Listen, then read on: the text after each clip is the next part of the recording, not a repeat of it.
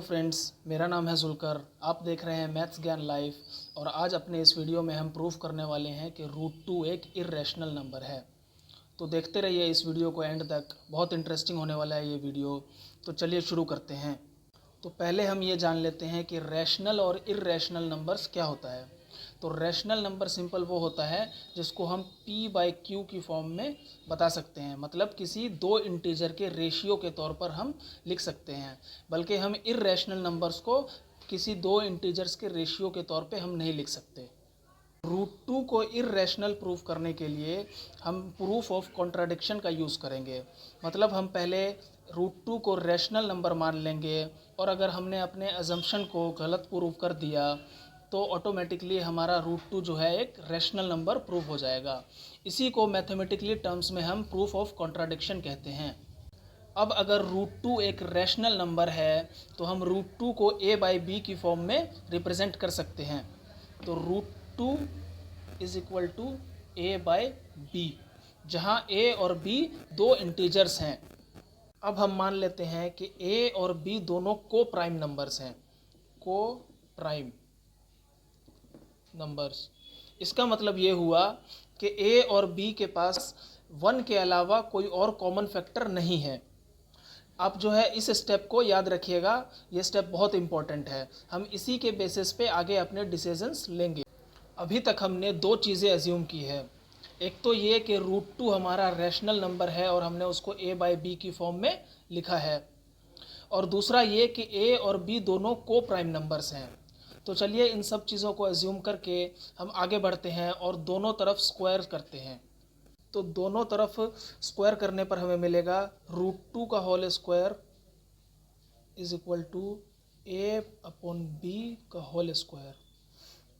तो यहाँ पर स्क्वायर रूट से ये स्क्वायर कैंसिल हो जाएगा और इधर राइट हैंड साइड में बचेगा a² / b² is equal to 2। अब दोनों तरफ b² से मल्टीप्लाई करने पे मिलेगा 2b² is equal to a²। तो इसको हम इक्वेशन 1 मान लेते हैं। अब तक के स्टेप्स से हम इस इक्वेशन तक पहुँचे हैं। तो इस इक्वेशन से हम अब के आगे क्या समझ सकते हैं, चलिए इसके बारे में बात करते हैं। जैसा कि हम देख सकते हैं कि a² जो है वो 2b² के इक्वल है और b को हमने यहाँ पर एक इंटीजर के तौर पे अज्यूम किया था, तो जाहिर सी बात है b² भी हमारा एक इंटीजर होगा। अब अगर b² इंटीजर का मल्टीपल हमारे पास 2 है तो 2b² जो होगा एक इवन नंबर होगा, क्योंकि अगर हम किसी नंबर को 2 से मल्टीप्लाई करें तो वो इवन बन जाता है।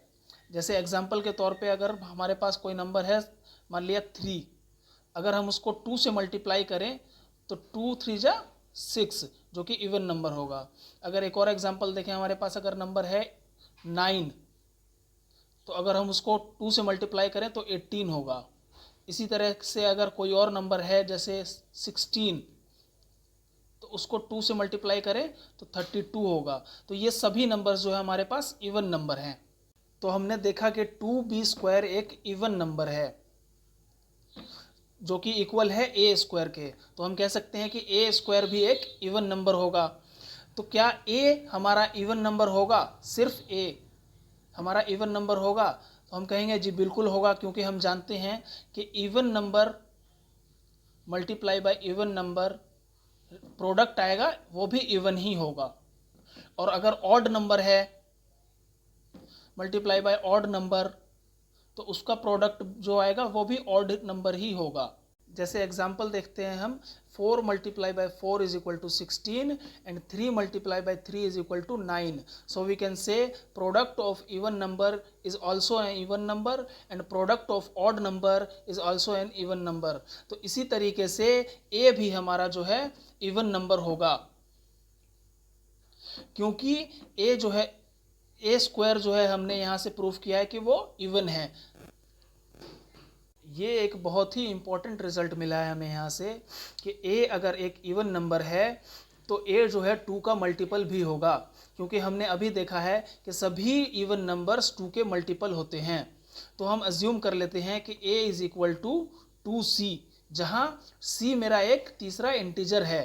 तो इस इक्वेशन को हम इक्वेशन नंबर 2 अज्यूम कर लेते हैं। अब आप कहोगे कि हम हर नंबर को इवन बनाने की कोशिश क्यों कर रहे हैं, तो मैं कहूँगा कि आप मुझे एक बार बी स्क्वायर को भी इवन बनाने दीजिए, फिर मैं आपको इसके बारे में बताता हूँ। तो बी स्क्वायर को इवन बनाने के लिए हम इक्वेशन 2 की वैल्यू जो a is equals to 2c है उसको इक्वेशन 1 में रखेंगे। तो इसको रख के देखते हैं क्या आता है।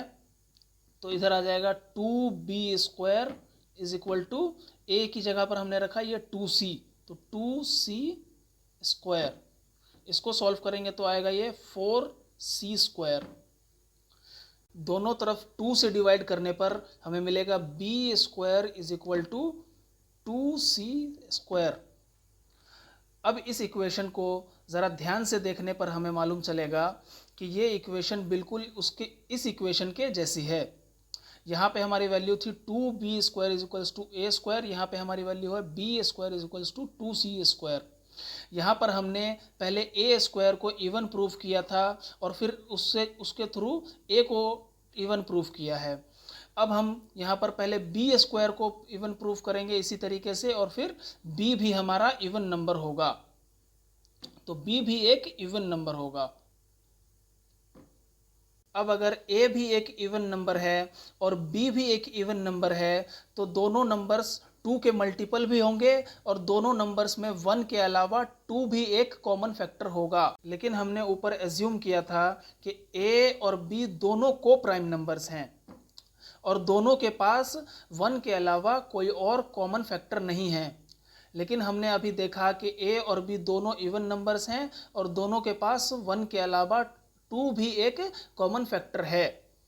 अगर a और b दोनों को प्राइम नंबर्स नहीं हैं तो इन दोनों का रेशियो भी रैशनल नंबर नहीं होगा। तो हम कह सकते हैं कि √2 भी हमारा रैशनल नहीं होगा। तो फाइनली हम कह सकते हैं कि √2 एक इर्रेशनल नंबर है क्योंकि हमने अपने ही अजम्पशन को कॉन्ट्राडिक्ट किया है। उम्मीद करते हैं कि आज का ये प्रूफ आपको समझ आया होगा। अगर आप इसी तरीके से √3 के बारे में या फिर पाई की वैल्यू के बारे में जानना चाहते हैं कि ये नंबर्स रैशनल है या इर्रेशनल, तो आप मुझे कमेंट सेक्शन में बता सकते हैं। आज का वीडियो दोस्तों यहीं तक था। मिलते हैं अपने अगले वीडियो में, तब तक के लिए keep practicing and keep learning.